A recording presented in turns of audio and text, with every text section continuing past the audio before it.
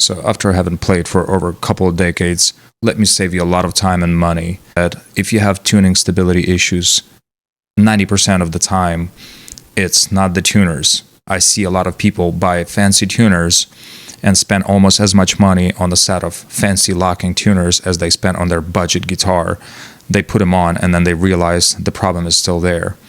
And I've tried it with dozens, if not hundreds, of different guitars, electric, acoustic, you name it. What I use, by the way, I'm not getting paid by them, but I should. I personally use Music Nomad Tune-It. It's a nut lube, and you can buy them at any guitar store. Guitar centers have them. They're about $10. They will last you for years. Apply it generously.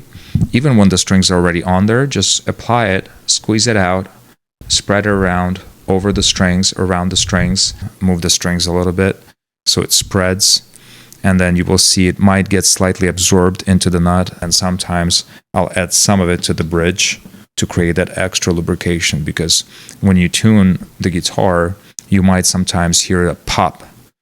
That's exactly what it is. It means that the string gets pinched right here, especially with new instruments. Sometimes it's a little too tight.